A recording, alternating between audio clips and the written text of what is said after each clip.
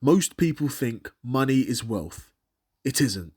Money is the thing you use to reach wealth, and in a world where money can be created infinitely, how could it ever be seen as an asset? Now, let's strip this back to fundamentals. An asset is something that stores value over time, cannot be easily created, exists independently of belief, and is not controlled by a single authority. Land is an asset, gold is an asset, stocks are sort of assets, and Bitcoin is an asset. Why? Because they are finite, scarce, constrained by reality, and governed by markets, not committees. An asset must resist dilution. Fiat currency is not backed by anything physical. It's backed by government authority, legal enforcement, and collective trust. And most importantly, it can be created at will. Central banks can expand money supply, inject liquidity, lower interest rates, monetize debt, and bail out markets, all with a keyboard. Fiat isn't scarce, it's political.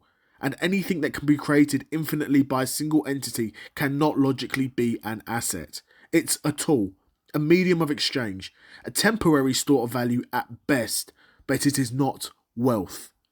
Now, this part is uncomfortable but essential. Governments are incentivized to inflate. Why?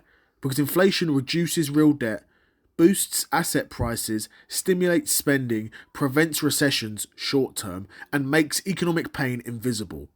Printing money is a lot easier than raising taxes, cutting spending, or even telling the truth. So every government eventually chooses inflation, not because they're evil, but because the system forces them to. Fiat isn't meant to preserve value, it's meant to preserve political stability. Now compare that to real assets. You can't print more land, can't print more gold, more oil, more productive companies, or more Bitcoin. You can increase price, you can increase demand, but you cannot increase supply beyond physical or protocol limits. And that's what gives assets their power.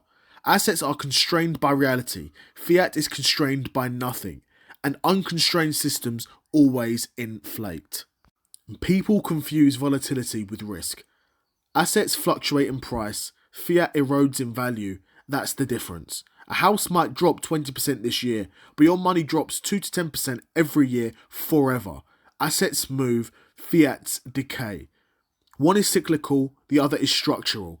Volatility is visible, inflation is invisible, and invisible losses are far more dangerous. Fiat isn't useless, it's just misunderstood. Fiat is for liquidity, transactions, paying bills, measuring prices, and short-term storage. It's a bridge, not a destination. You hold fiat to convert it into assets, acquire real value, and trade time for ownership, not to store wealth. Fiat is a resource, assets are wealth. Money feels like wealth because it's what we see every day. But the real game has always been about what money buys, not money itself. Anything that can be created infinitely can never be a true asset. Fiat isn't wealth, it's just the key.